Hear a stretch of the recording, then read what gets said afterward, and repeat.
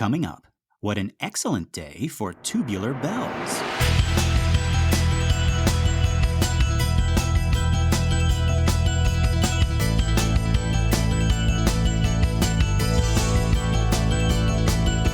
Well, howdy folks, and welcome to Minute 16 of The Exorcist Minute, a show where we endeavor to examine, extrapolate, and excavate The Exorcist minute by terrifying minute. My name is Lester Clark. And I'm Keenan Diaz. And we'll be your holy guides on this journey through what some have called the scariest movie of all time. All right, so our minute begins with Chris walking down the steps of Georgetown University. And it ends with a close-up on her face as she spies that gloomy priest from earlier. And yes, folks, this is the minute we have been waiting for. I know I've been waiting as well. This is the minute we finally get to meet a brand new character, and that, friends and listeners, is Mike the driver. Mm-hmm. Yes, Chris's personal driver, Mike. We've made it. We've done it. We can end the show now. No, I feel bad for teasing, but the movie is teasing us too. We keep catching little glimpses of this priest. Right. But the movie has decided not to reveal him just yet. And believe me, I am just as eager to talk about him as you are to hear. But for now, we must be satisfied with Mike. And also, I feel bad, about joking about Mike. He's an actor in one of the most iconic films of all time. Hey, Lester, you know what Mike and Jesuit Dean have that you don't? A role in The Exorcist. So why don't you just back off and shut up? I was looking here at the script as well, and in the script, his name is Tommy. So it's, again, one of these... It says, it says the exact same kind of conversation, but she says, I'm going to walk home, Tommy, and gives Tommy her Jesus Christ, I don't know why they would change that, right? It's like, you know, obviously changes have to be made, but what's the difference between Mike and Tommy? I don't know. What means anything anymore? Oh my God. But yeah, also interesting because in the book, Karl is the driver in addition to his regular houseman duties. And I think we mentioned in the last minute that, or in a previous minute, that the end of the story has Chris and Reagan catching a flight back to LA while Karl drives the car back on his own. And I know I would totally watch that movie, even if it didn't have anything to do with demons or priests or anything, just Karl stopping to get gas and a big gulp, completely stone-faced, do you have one of those little hot dogs or whatever? It's like, I will take a big gulp, right? Having hey, pal, don't abuse the leave a penny, take a penny. Right. Having an altercation with some guy at a Burger King who, he picks a fight with him and whom he ends up like snapping like a twig, right, before getting back on the road, right? I love that. It's an everyday slice of life for Karl. Yes. And to that, what kind of music do you think Karl listens to while he's driving? I was saying Sister Christian, probably. Yeah. I was looking up. It's like what's on the charts, in the early 1970s. And I'm thinking it's American Pie by Don McLean. And I think that's how the movie opens and the title appears. He passes a billboard with the title on it just as it gets to, did you write the Book of Love? Right. You have faith in God above. Yeah. That'd be great. And the title will be Dude, Where's My Karl? Oh, all right. I had you until then, right? Yeah, exactly. A bad title can ruin a movie. Yeah. So. Oh, totally. But actually, okay, yes, we are talking about music in this minute because This is the minute. This is the minute, folks, that we hear that iconic music, which is now and forever associated with this film, though that wasn't always the case. I am speaking, of course, about Tubular Bells by Mike Oldfield. It was surprising for me to hear that this was like Polymorphia that Ian told us about, that this is not music written specifically for the film. It's existing music. It's so weird, the story of like how all of these separate random pieces of art and artists kind of came together for this movie where like maybe that wasn't the original plan. But yeah, really weird. Before we get to Tubular Bells, we got to talk about a guy named Bernard Herrmann. Oh, right. Is it Bernard or Bernard? Oh, it might be Bernard. I've always said Bernard, but I don't know, actually. It's probably... Oh, who knows? Now you've really thrown me for what did his mother call him? I know. Yeah, I hope he knows. I hope, yeah. But it goes back to like what you were saying about like when people read something, they hear it a certain way in their head and they can't like unlearn it, right? Right. That's the trivia code, is to not make fun of people for mispronouncing something. Right. epitome. But now, Keenan, I think you know a little bit more about this guy. Could you tell our listeners about Bernard Herrmann? Oh, a little bit. Yeah, he's one of the great composers, and he'd been working in radio, which was coming up during the 1930s and doing like conductors for, I believe, CBS and working there. And then he's moving into movie scores and really, really, really hits it off with a bang in 1941 with 2 movies at once. He wins an Oscar for The Devil and Daniel Webster, which I think you would like a lot. Have you seen that one? I know that story well. I've seen iterations of that story, much like the Appointment in Samara. Right, very familiar, yes. Who doesn't know about these stories? I mean, come on. Right, exactly. And it was like re-released as not the title of The Devil and Daniel Webster, but like all the money can buy, or something, like clearly not a good title. But so you might see that as what he won his Oscar for, The Devil and Daniel Webster, or this All That Money Can Buy. And at the same time, he does a score for Citizen Kane. He is mostly known for his collaboration with Alfred Hitchcock later in his career, but Citizen Kane for many people is the height of Bernard Herrmann's abilities. So if you do know his Hitchcock scores, he was part of Hitchcock's work in the second half of the 1950s when Hitchcock was at the height of his powers. So that would be Vertigo and North by Northwest and Psycho. And then he's also, even though there's no musical score for Hitchcock's The Birds, Bernard Herrmann is the sound consultant. So he's helping him with like, where should we hear bird flaps here, because we don't have any music. And you mentioned Psycho, and I remember reading, like, he's the one who, that iconic like violins, like ring, ring, ring, ring. Like, right. His thought with Psycho is that he was going to use a score that was entirely made up of strings, so no percussion, no brass, no woodwind at all. So it's entirely by strings. And when you listen to that, it sounds from the get go like stabbing knives, right? Like that motion of. Sorry, I'm going to get lost in doing that. Because that's usually what people remember the most of that Psycho score. But really, really good stuff. He had done The Day the Earth Stood Still, and Cape Fear is a great score of his. And one of the ones that'll come into play a little bit is his score for Taxi Driver, which he composes right before his death in 1975. So Scorsese is using the Bernard Herrmann score for Taxi Driver. It's basically a horror score, even though Taxi Driver is not quite a horror film. Right. It has that feeling of Travis Bickle being a monster and of things being in the mind and him being a psychopath. Yeah. It's interesting. Like we just came off, folks. We just came off of our Halloween episode to get a little peek behind the curtain of like when you're hearing this episode. This is we jumped right back on to record this after the Halloween one, and we had this like discussion about like what constitutes a horror movie. What makes like what are the boxes that you have to check to say, okay, this is a horror movie, right? So definitely check that Halloween one out. Yeah, certainly. If Taxi Driver, I've never heard anybody call it a horror movie. I have heard people call it a monster movie, and which is really apt for that film. And so, if Scorsese, being such a huge film fan, was probably trying to tap into Bernard Herrmann specifically for his Psycho score or his Hitchcock scores. Yeah. You could see why that would be appealing to William Friedkin because of his love for Citizen Kane, for The Exorcist, and everyone's love of Citizen Kane at this time period. Like all of the people of Friedkin's generation were huge Citizen Kane fans. Yes. And certainly Friedkin was as well. And thus we have this meeting between these two giants, Herrmann and Friedkin.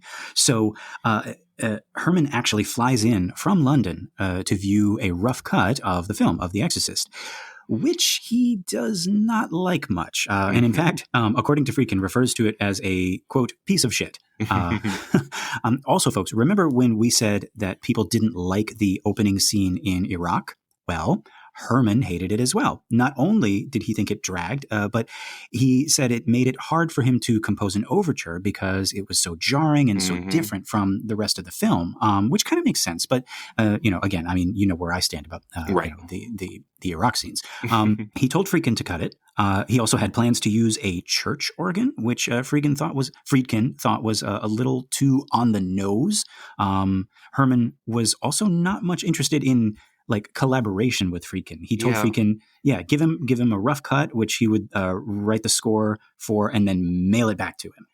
Yeah, something you have to understand. So if you think of like Friedkin and his generation of like having this movie love, the generation that had come before them, like Hitchcock, right? They didn't grow up with movies. They weren't film geeks. Some of them disdained movies even, and they were making movies, right? They liked theater, or they liked the novel, or they liked opera. Mm-hmm. So we had Friedkin and his ilk who love these earlier films, but they are making films at a time that's very different. So when you were making a score for, say, Citizen Kane or for The Devil and Daniel Webster, right. You didn't collaborate with the director. That's not how it worked in the Hollywood studio system. The director, the Citizen Kane might be a bad example, but let's say a more typical film, The Devil and Daniel Webster. Right. The director of that would come on to the film pretty late in the period. Like they weren't overseeing the writing of the script. They weren't overseeing the development of it. So this is William Dieterle, who was a pretty major director, and he'd won an Oscar. He directed a film that won Best Picture. So, he was a big person, but he comes on to a film relatively late, like during pre-production, not during development. His job is to oversee the shooting of the film and to direct the actors and to pick the shots with the cinematographer. And then at the editing phase, the director goes away. So the editor does not work with the director. They work with the producer of the film. The composer does not work with the director. They work with the producer of the film. And that's why in the classical period of the 30s and 40s, directors could have 3 movies in a year that they've directed. Whereas in Friedkin's era, right, we have him doing 2 movies, one in 1971, one in 1973, because there's all that build up in development and then all that overseeing of editing and post-production. Interesting. So yeah, you want the guys from the old days, but the guys from the old days, that you have this nostalgic feeling for, don't work the same way that you do in the 1970s. Huh. I like that. I remember actually maybe like 2 days ago, I was listening to a podcast talking about like they were comparing Hereditary to some of the older movies, and they mentioned Hitchcock, and they mentioned his idea. Oh, that's what it was. Yeah, they were talking about like Toni Collette in Hereditary was saying that she has never met a more prepared director in Ari Aster. Oh, wow. Just the way that like he plans everything out and his copious notes, copious preparation, and all that stuff. And they talked about Hitchcock, and they talked about and this might be anecdotal. You could tell me if I'm right or wrong in this. This might be a myth that I'm fond of popping a popping a hole. And yes, I popping think those go ahead. But what you said about how some of this old guard, they don't really even like movies. It was that Hitchcock's joy was in the preparation, was in the getting the set list, getting everything ready, and then and again, anecdotally, it was more like it's like, oh God, I hate putting it all on film. And it's like that was the boring part for him.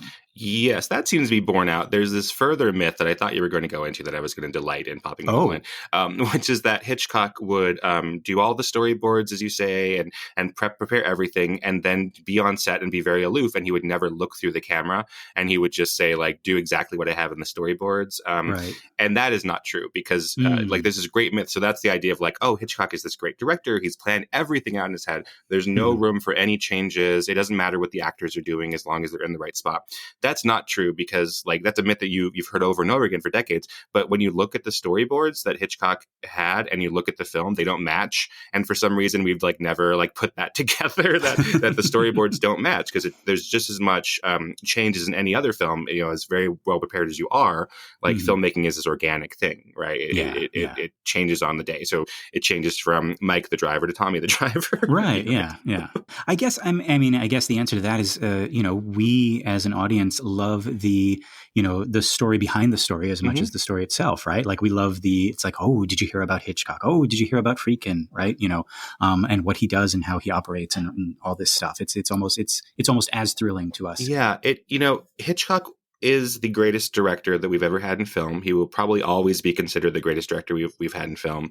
And we have ideas about what that means. So that changes throughout the years of what that means of him as a director. And so for a while it was, that he is this god, that everything is emanating out of him and he's not collaborative. And that's not exactly true either. So basically, like whatever we wanted to be when we were directors, we would say Hitchcock was like. And speaking of collaboration, so going back to Herman and Friedkin in this again anecdotal conversation. This is all according to Friedkin, but after they're having these disagreements about the church organ and the opening Iraq scenes, Friedkin kind of like sadly, he says, Mr. Herman, I was hoping for a score as good as the one you did for Citizen Kane. To which Herman replied, well, kid, you should have made a movie as good as Citizen Kane. Ouch. You got Herman burned. Yeah. A Bernard burn, a Bernard burn. Burn. Yeah. Yeah, and this generation of filmmakers, as I was saying, really worshipped Orson Welles. The myth about Orson Welles, which is, I say myth, that I don't necessarily mean falsehood, but like the idea that we've built up about Orson Welles is that this is this person who had jumped from radio and revolutionized radio with his War of the Worlds type podcasts, which you are so important that you've read about them like in your regular history books in school, right? The War of the World podcast, not even your film history books, right? And then he, before that, he had revolutionized the theater world, and he was doing these radical changes in mise-en-scène, the production design, the costume design, and lighting design in a performance of Julius Caesar that he just called Caesar with an exclamation point. That was Shakespeare, but the Shakespeare's words exactly, no changes there, but using mise-en-scène and performance to make it about Mussolini's Italy. Right, where it looked like it was fascist Italy. And that was radical. And now we do that all the time, right? You can't find a performance of Shakespeare nowadays that's set in Shakespearean time with Shakespearean costume, right, or even like the time where it's set. It's always some other thing. And that's largely because of Orson Welles and his work with John Houseman in the theater. So we have this person who revolutionizes theater, who then revolutionizes radio, and then comes to film, and he makes the best movie ever made. Citizen Kane is like the critic's choice for best movie ever made routinely, right? That's what gets voted all the time. And then when Orson Welles, and that was when he had complete control over his process. He was able to do anything that he wanted to. He had a relatively small budget, but enough control. He was able to do whatever he wanted as long as he stayed roughly within the budget. So he then made the best movie ever made. And so the myth that comes up is that when Orson Welles starts to get more studio interference, then his career suffers. Right, that the more that they don't let him do what he wants, the more we see half masterpieces like The Magnificent Ambersons or The Lady from Shanghai or Touch of Evil. These are masterpieces to an extent, but they are clearly the victim of studio interference. So we see how when you have this new Hollywood crop of filmmakers like Friedkin, Scorsese, Spielberg, Lucas, De Palma coming up, Peter Bogdanovich, and they say, well, what really makes good filmmaking is less studio interference. Right. Let genius filmmakers do what they want to do and give them full carte blanche to have their control over performance and set design and music and everything. Then you'll get Citizen Kane type movies. And the mythos continues on that works, that we have The Exorcist and that we have Star Wars and Jaws and Taxi Driver and movies like that. Interesting that we've sort of come back to studio interference, talking about like how much involvement they have in these films. Yeah. So we have talked about, the studios not wanting to make The Exorcist, but then when you look at the production of The Exorcist, it's relatively free of studio interference, right? As is The French Connection. It's mostly Blatty and Friedkin having arguments, not arguments, but having debates about legitimate things, and it's not about, the budget got cut right before, et cetera. It's actually, they keep spending money and they go over budget, and you don't see anywhere where the studio's like, we're going to replace you. We're going to fire you. It's just like, okay, here's more money. I like that. And yeah, we're definitely going to talk about when they come up, these altercations between Blatty and Friedkin, because there are some really important ones that I'm going to talk about. But I think that they're mostly like, I get why Blatty would say no to this, and I get why Friedkin would fight for it. Right. But yeah, so Herman is out. He's not going to help our guy because the movie's not as good as Citizen Kane. Right. Yeah. But what movie is? Right. Exactly. The Godfather, I guess. Well, yeah. Now, the story goes that the first actual music made for this film was composed by a guy named Lalo Schifrin? Oh, goodness. Lalo I Schifrin? don't know. I've always heard Lalo, but maybe it's Lalo. We're back to Cito Sidow. Yeah, he's the composer of the Mission Impossible theme. Oh. Jeez. Yeah. Okay. Oh, yeah, yeah, yeah. So that was on television. So oftentimes, like, people either know him from television or know him from film, but he's a major Mm-hmm, composer mm-hmm. of both. He just won the honorary Oscar a couple years ago, actually. Oh. Yeah, for his score. And I got to sit behind him at USC one day. Its sign said, reserved for Lalo Schifrin. Don't sit here. I was like, oh, wow. Wow. Seemed like a nice guy. People were coming up and introducing themselves to him, and he had to deal with that when he's just trying to watch a show. Yeah, right. Oh, that's always got to be like so hard. Now, I say like the first bit of music was composed by him. However, the combination of music and images in this first trailer for The Exorcist, was reportedly too scary for test audiences. It's also famously said that Friedkin was so incensed upon hearing this composition that he hurled it across the Warner Brothers parking lot. Classic Friedkin right there. But there is something to be said about his decision not to use this score.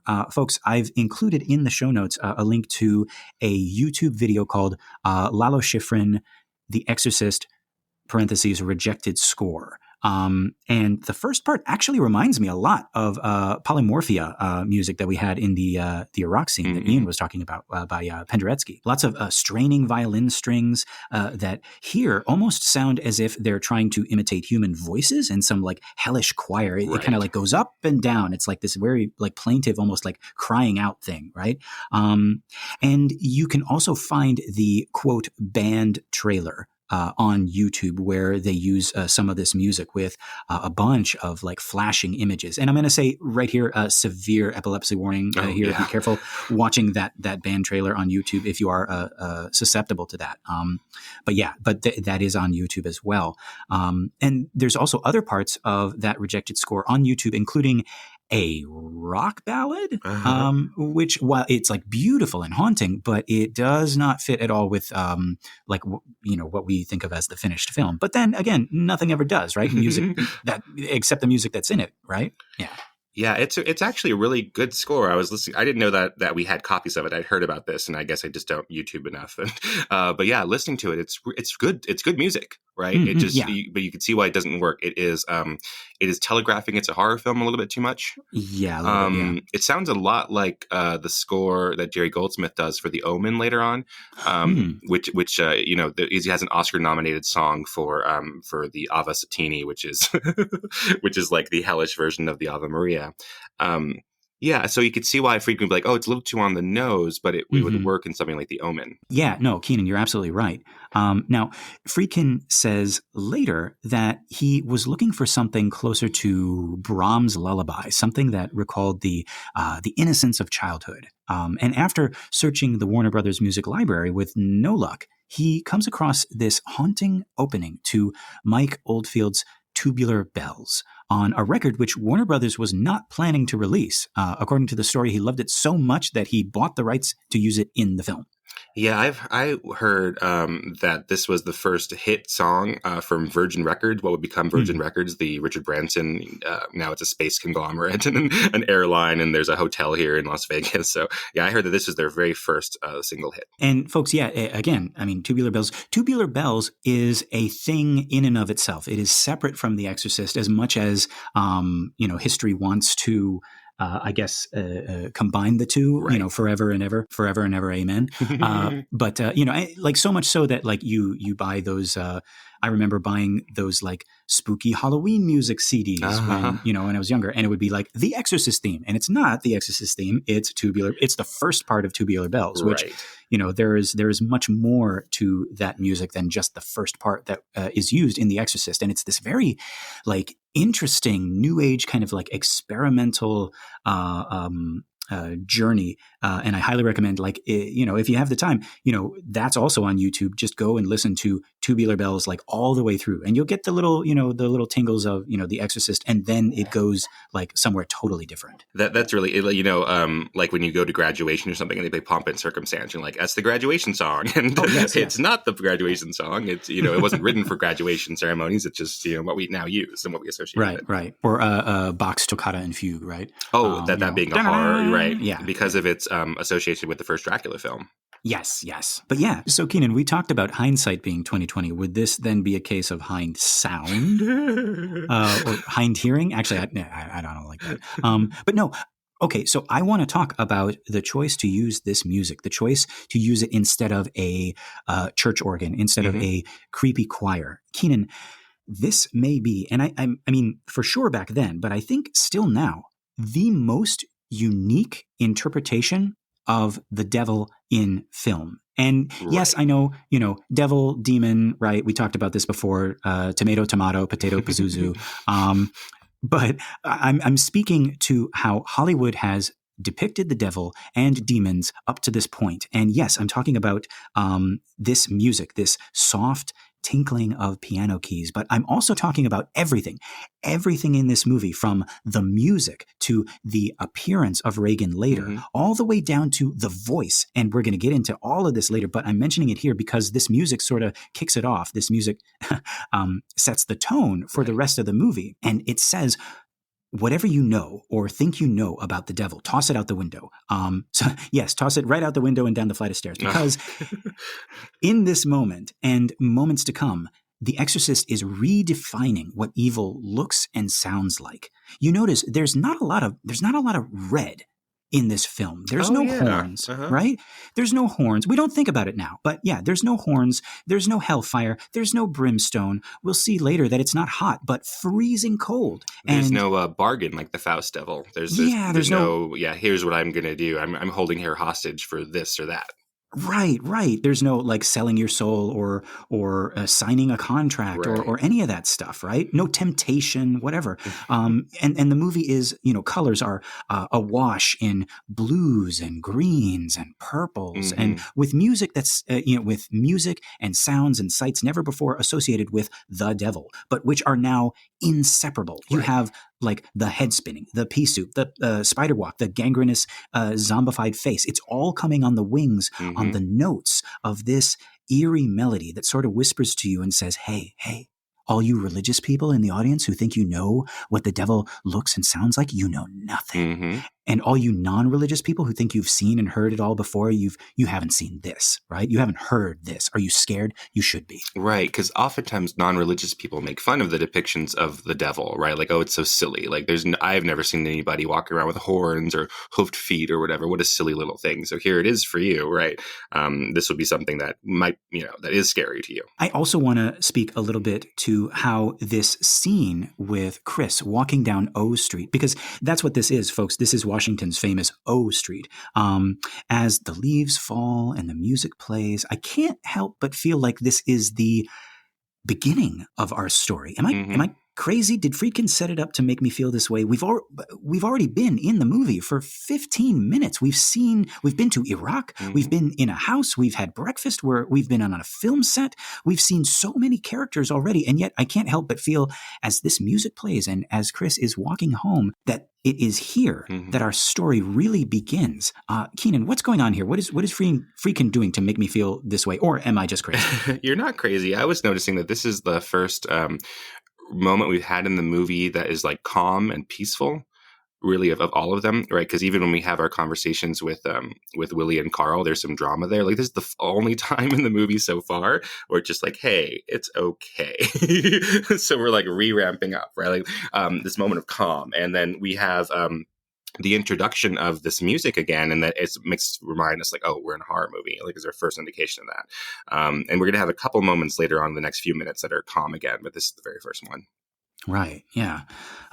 And so as we walk, we see a couple of things. Leaves are falling. Some kids run by in Halloween costume. And so I guess we must infer that this is on Halloween. This must be Halloween night, or is it like, I don't know if people dressed up. Nowadays, I dressed up for Halloween on Thursday of when Halloween this year's on Monday. Like, that was I don't know if that was the case back then that people did that. There's potentially, I hesitate to point out mistakes in movies. There's a potential continuity mistake in that shot that we were looking at that transitions from Iraq to Georgetown, and we're slowly zooming in the house. You can, if you want to go back and look at it and be a dick and make fun of a really great movie. There is a sign that this production didn't have control over, probably, that says Merry Christmas on it. Oh, so I hid that from you for now, because mistakes are not. Some people love pointing out the mistakes. I'm not a big fan of it, but yeah. So if you happen to have read that sign that said Merry Christmas, and now you have the film telling you it's Halloween. So I would trust the film more. This is Halloween. When I saw that, I was like, no, this is inarguably, it's Halloween. There's no like, other it has to be. explanation for it, right? The costumes are hard to make out. The only one I can identify is a witch. Mm-hmm. And I remember that from the first time I saw this when I was very, very young. And I remember seeing this witch and feeling uneasy, but not knowing why. And I think now, like, I'm older and I can kind of like reconstruct the feeling I had. I think it's because it's like this hint of something, but it's in the guise, literally, of something innocent, right? It's Halloween. Kids dress up as witches and devils, and it's completely innocent, right? Mm-hmm. But I also like how it's this combination of the theme of children and also the theme of the supernatural. And you see it for just a second and it's gone. It's like Friedkin saying, hey, remember this? This is the thing we do. Kids dress up as witches and devils every year, right? It's he's bringing it home. He's like, yeah, this is a thing that is like familiar to us and normal, and but it's referencing these spooky things. Mm-hmm. After this, we pass a couple of nuns looking very ghostly as their robes and habits flutter in the breeze. Sort of reminds me a little of those spectral figures shrouded in black that we saw in the Iraq scene. Mm-hmm. And I wonder if Friedkin is calling back to that intentionally. Or maybe, yeah. So maybe it's not a callback, but just if you look at it as total, like Friedkin seems to like things on the edges of the frame that are sort of spooky, but that we can justify as being like, oh, that's regular, that's normal, that's just how they dress in Iraq. These are nuns. Yeah. And then the music does something really cool. Just as Chris is passing by this church and we hear someone say, there's not a day in my life that I don't feel like a fraud, there's this jagged, discordant note that stops Chris in her tracks as she notices, yes, it's that gloomy priest from before, who seems to be consoling the other priest, or perhaps he's clutching that other priest in desperation. I guess that all depends on which one of them feels like a fraud. Right. Who is saying that? Yeah, who's saying that? And I like this movie's decision to keep that hidden from us at this point. Like, again, if you've seen this movie 100 times, if you've seen this movie before, you know what this actor's voice sounds like. But he has not spoken yet in this movie. So for first viewers, it's like, who said that? Which one of them said that, right? Chris was wondering, even this time, even knowing that, I I assumed that it was the other guy, right? Which would be quite interesting that both of them are experiencing this, and Father Karras isn't. Like, so in that way, if it's the other guy saying it, then this guy says to Father Karras, I'm having this crisis of faith. And Father Karras doesn't say like, oh, me too. Right. Like, that's an interesting take on it. Or it's Father Karras who, as you say, has said it. And then he is clutching to his friend, like, please help me with this, which is, both of them work. Both of them are incredibly interesting. And I'm glad you pointed that out. I wanted to. I was thinking about saying that, but like, I'm pretty confident that I know what this actor's voice sounds like, and I can pick it out. Right. But even listening to this, I was like, okay, the beginning sounds a little bit like not him, but then when he says the word priest, I'm like, wait a minute, this could be him. It's like, just because he has a very specific way of saying priest, as we'll see in other minutes. But to what you're saying, Keenan, it is actually very important as to who is saying this because of this gloomy priest's job. So yes, we know that he is a priest, and in later minutes we're going to find out that he has a specific job within the church that might have to do with helping people who are going through crises of faith. And isn't that kind of interesting? Right. Because of what he's also going through. So yeah, very good choice to have the movie not let us know who said that line. Right. The book does go into a little bit more, gives us a little bit more insight into this scene. So let us have a listen. A reading from the Book of Blatty. Chris walked homeward. She was tired. At the corner of 36th and O, she signed an autograph for an aging Italian grocery clerk who had hailed her from the doorway of his shop. She wrote her name and warm best wishes on a brown paper bag. Waiting to cross, she glanced diagonally across the street to a Catholic church. Holy something or other. John F. Kennedy had married Jackie there, she had heard, had worshipped there. She tried to imagine it. John F. Kennedy among the votive lights and the pious, wrinkled women. John F. Kennedy bowed in prayer, I believe. A détente with the Russians, I believe. Apollo 4 among the rattlings of the beads, I believe. The resurrection and the life ever. That's it. That's the grabber. She watched as a beer truck lumbered by with a clink of quivering, warm, wet promises. She crossed. As she walked down O and past the grade school auditorium, a priest rushed by from behind her, hands in the pockets of a nylon windbreaker. Young, very tense, in need of a shave. Up ahead, he took a right, turning into an easement that opened to a courtyard behind the church. Chris paused by the easement, watching him, curious. He seemed to be heading for a white-frame cottage. An old screen door creaked open, and still another priest emerged. He looked glum, very nervous. He nodded curtly toward the young man, and with lowered eyes, he moved quickly toward a door that led into the church. Once again, the cottage door was pushed open from within. Another priest. It looked, hey, it is. The one who was smiling when Burke said, fuck. Only now he looked grave as he silently greeted the new arrival, his arm around his shoulder in a gesture that was gentle and somehow parental. He led him inside, and the screen door closed with a slow, faint squeak. Chris stared at her shoes. She was puzzled. What's the drill? She wondered if Jesuits went to confession. Faint rumble of thunder. She looked up at the sky. Would it rain? The resurrection of the... Yeah, sure. Next Tuesday. Flashes of lightning crackled in the distance. Don't call us, kid. We'll call you. She tugged up her coat collar and slowly moved on. She hoped it would pour. So this gives us a little more about how Chris is feeling. She's a skeptic, but you almost get this feeling that she wants to believe in something. And perhaps she did once. We know she's divorced, and we come to find from the book that before Reagan, she lost a child. How it must feel after all that to be walking home surrounded by nuns and priests and promises of redemption and of happy ever afters, and to be sure, so sure that it just doesn't work that way, at least not for you. Mm-hmm. After reading this, I looked back at our minute, and you can tell she is preoccupied with something as she walks home. She smiles to the trick-or-treaters, but that smile quickly vanishes in that very same shot as the heavy thoughts kind of take over. Yeah, I love that moment, right? Like I love that in a lot of films, but I think it works a lot here. Like, here's the outward persona, and then when you're alone, this is what you are. Right, and she's an actor, so she can do that, right? She can turn it on and off. And she's walking home. She's fidgeting. She's playing with a leaf. She glances at these nuns, which, again, I'm looking at it now with what almost seems like apprehension. Right before she overhears the priests, she's crushing up that leaf and she's flinging it away, perhaps to in an attempt to banish those thoughts, right? But she stops when she notices this priest that she's sort of fascinated with. She remembers him. She keeps running into him. There's priests all over the place, right? What is it about this one? Mm-hmm. What indeed?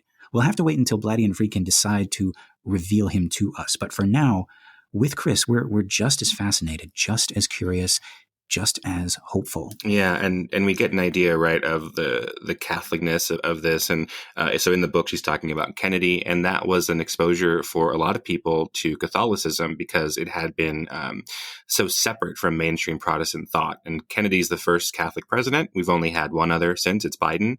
So, a huge jump in between. Right, and so there were people who didn't want to vote for Kennedy because he was Catholic. And so then having him in the White House and having, Protestants see what that was like and humanizing Catholicism for so many of them. Wow. Yeah. It's so weird. Like growing up Catholic, it's hard for me to look at, how other people view Catholics, like Catholics, from the outside looking in. I mean, I know all the stereotypes and I know all the, kind of all the, the skeletons, talking about skeletons. I know all the sordid stuff that we got up to and maybe still get up to. Well, I assumed everyone was Catholic because we were Catholic when I was a kid. Yeah, it's one of those like when I left Las Vegas and went to other states, and I was like, where are all the slot machines? Where are all the Right, I'm here at the grocery store, and first of all, the grocery store closes at 10 o'clock. What's with that? What is that all and there about? are no slot machines at the grocery store. What's going on? Yeah. Things are strange here. Yes. But it turns out, Keenan, we were the strange ones. Oh, God. But yeah, so that is it for everything I have for this minute. Keenan, do you got anything else? No, I think we got it. Okay. So, Keenan, are you thinking what I'm thinking? I think I am, Lester. Until next time, folks. The power of Orson Welles compels you.